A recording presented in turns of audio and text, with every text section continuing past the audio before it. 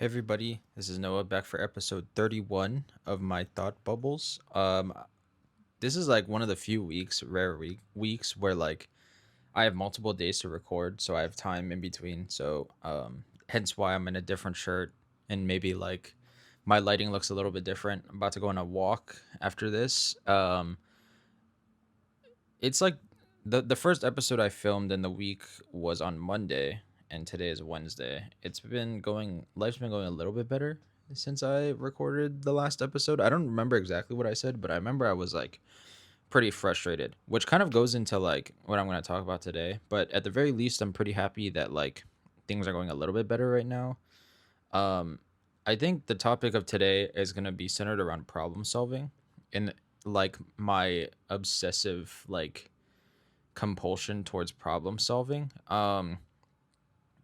I don't know where it came from. I feel like part of it has kind of come from just like being an engineer, but like just to like introduce my like whole issue or problem. I have like a really compulsive need whenever there's like an issue in my life, whether it's like emotional, physical, whatever, to just like want to fix it immediately and like not, like wait or try to like let time solve it. I usually want to like finish it quickly because like a lot of times it's like, I feel like I was taught growing up that like the longer you let issues last, the worse they get, and so you want to like address them quickly, right? And I feel like that's the same way that you kind of learn in engineering too, which is like when there's a problem, you fix it, right? Like that's kind of like the whole like thing about like problem solving, but like I feel like I do it to like the nth degree of like as soon as like things come up, then like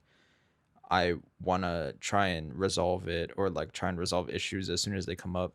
And then a lot of times I think when I'm unable to do it or like it's out of my control, like to change things, because sometimes you just have to like wait, right? Like you can't solve every problem within the next like hour or like 30 minutes. And so like sometimes you do have to like show a little restraint and some patience, and like having things feel like very incomplete is like really frustrating for me.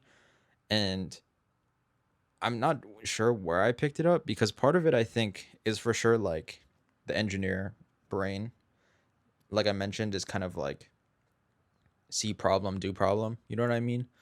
Um, but also I feel like it's kind of just like a thing that I was taught when I was growing up, which was just like also kind of like along that similar vein of like if you see a problem to just like fix it as soon as you can or like try and resolve it. But like I think it causes a lot more frustration than it helps me. I think it is nice to have like part of your brain that's like being proactive, and like wants to solve problems and make change and do all these cool things, right? Because that's like really, really good. But also at the same time, I think the bad part about it is like for me, when there's times where I can't solve problems or like it's out of my control or like um even if it is in my control, whether it just might take more time than I'm expecting, I feel like a lot of times it gives me a lot of like frustration internally where like I'm very like self-critical about like, oh, like why can't I do this or whatever, or like a lot of times I think part of it too comes from the idea that I put a lot of pressure on myself. I had a talk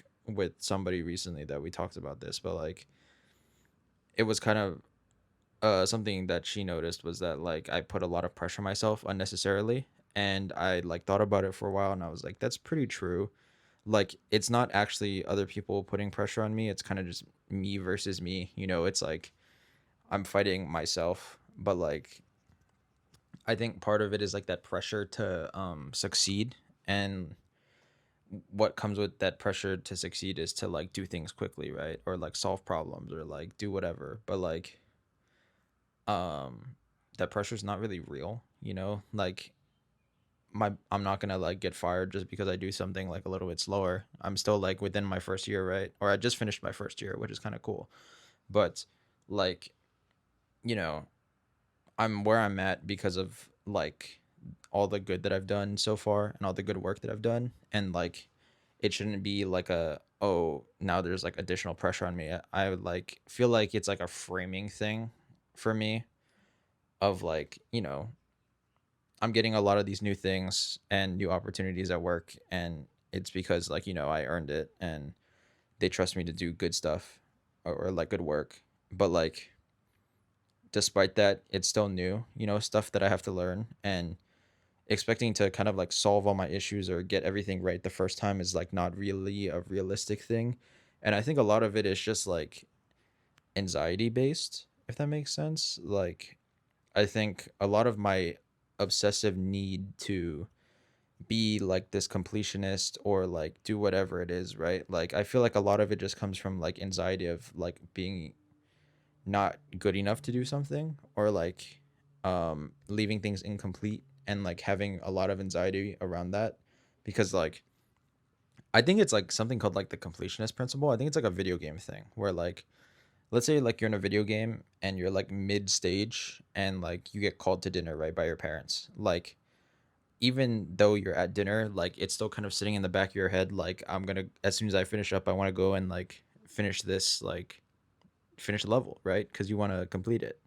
And that's kind of how I have lived or like experienced things, is like wanting to make things complete or end on like a good stopping point or whatever. And like when I don't do that, it feels very like frustrating. And I feel like through conversations with people that like I've understood that a lot of it is just like my anxiety kind of talking, if that makes sense. Like a lot like there me going and taking a break or whatever for like 30 minutes, or like going on a 5-minute walk or like something like that, right? Like the problem won't get worse, it won't change, it'll stay the same. But I feel like my anxiety, when I like go down that rabbit hole, like in my brain, I feel like almost that like if I leave it, it's gonna get worse, and that like if I don't fix it now, then I'm gonna come back and then it's gonna be worse, or like like some sort of expectation thing. But in reality, it's like those expectations aren't set by anyone else but me, because it's just like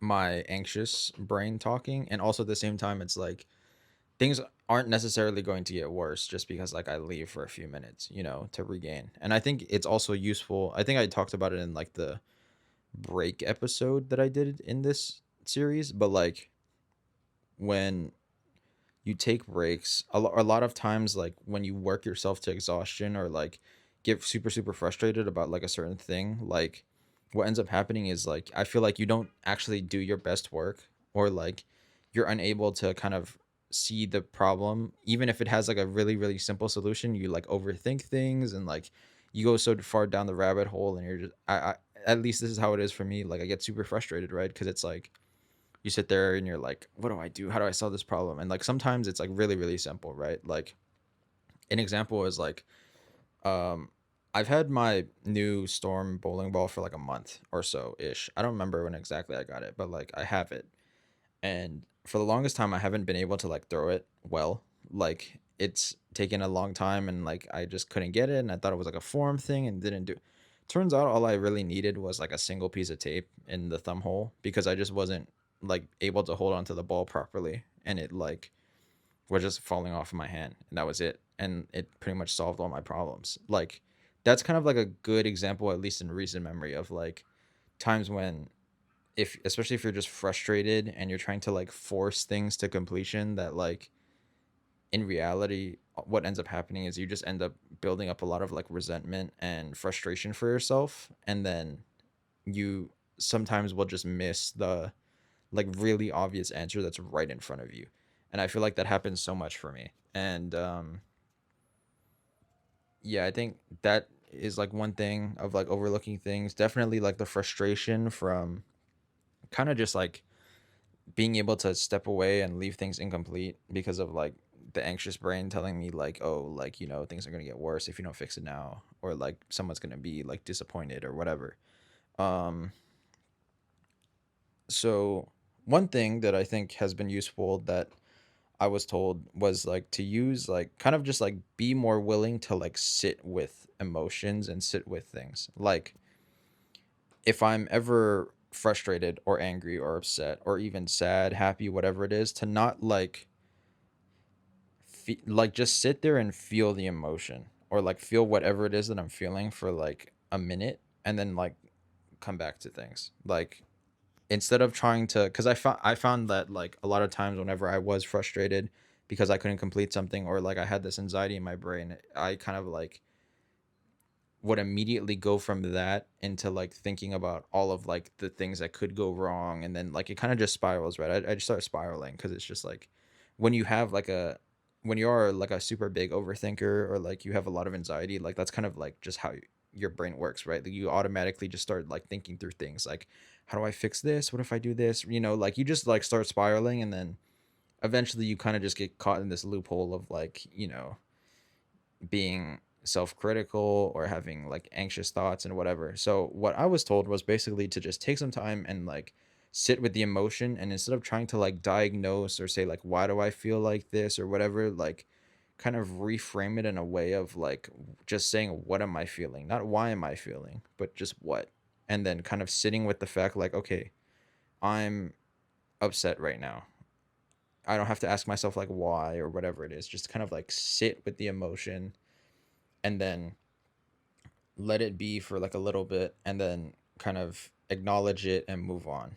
And like I'm trying to practice it a bit more. It's still like a little bit like uncomfortable because obviously, right, like my first like gut reaction is just to like be like, oh, like why do I feel like this? Like if I feel bad, can I change it? Like stuff like that, right? Like trying to diagnose things, but a lot of times what that ends up leading to is the same kind of negative pattern of just like overthinking or like spiraling into like very anxious thoughts. And so the times that it has worked, and I found myself kind of like being able to just like sit with emotions and like experience it, was very very much like a lot better, because it was kind of like I internalized it a lot better and then kind of moved on, and like I wasn't really thinking about like anything, if that makes sense. Like I'm not over I didn't overthink. I didn't like worry about like what could be or whatever. I just kind of like diagnosed like, hey, this is how I'm feeling right now, and just kind of like internalized it. So like I'm trying to take that and like apply it to other things in my life. Like I think the same thing goes for work, right? Like just understanding like if I have a problem that's super frustrating, what about it is frustrating, and being like, okay, that's okay. And like being okay, and like having that sort of, I think it's like super big too, of like no matter what, even if like you're feeling good or bad or whatever it might be, right? Like just being very like, how do I like being nice to yourself, like, and not like being like, why are you sad? Like stop being sad, because like if someone else was saying that to you, you wouldn't like it, like, and so if you wouldn't say it to somebody else, like why would you say it to yourself? um so I think that's a big part of it, is like part of being able to sit with your emotions, or like sit with like frustrating situations or problems where like you might not be able to solve it in just like a simple like one day fix type of thing. Like being nice to yourself and making sure that like like taking care of like, and not being so like, I guess, like judgmental or critical of yourself. I think that's like super big. I think like the biggest picture in my head is like, would I do that to somebody else, or like how would I react had somebody said those things to me rather than just me saying it to me? And if I wouldn't be okay with it, then like if I wasn't okay with somebody else saying it to me, or like me saying it to somebody else, then like why would I be okay with like me saying it to me, And I think that's big, like a big part of it. Um I think also like trying to reframe things, like not trying to diagnose every problem and being like why, but being just like what is there, what is present, and then kind of just being able to sit with it, is a super interesting change, but definitely a needed one. I feel like it has helped me a lot so far, at least in like my problem of trying to diagnose or like fix everything, because I think that also stems from like being like a people pleaser kind of thing. Like if you try to appease everybody, and like you're kind of just like putting out everybody's fires, that's kind of like what the habit builds from, is like, just trying to fix everybody's issues whenever they come up, and then when you don't, you feel like you're disappointing someone. Like that's kind of like the basis of people pleasing, like that anxious thought of like, oh, like if I don't do this for somebody, they're gonna not like me anymore, or whatever it is, right? Like I think the root cause of everything actually is just like anxious thought. and like all of that worrying, when in reality it's not actually the case. And so trying to get a little bit better at it, and I think it's a big step and a big start to just kind of like do things in the daily, which is like something like just feeling out emotions and just sitting there with it and acknowledging it and then moving on, stuff like that. But definitely a work in progress. But yeah, that's kind of everything I wanted to talk about in terms of that. If you'd like to see me talk about something else, I'm gonna slide over here, or I lean. All up here is all the other videos in a playlist, and here's like the little subscribe button. And thank you for watching. If you liked it, like, if you liked it enough, subscribe as well. But thanks for watching.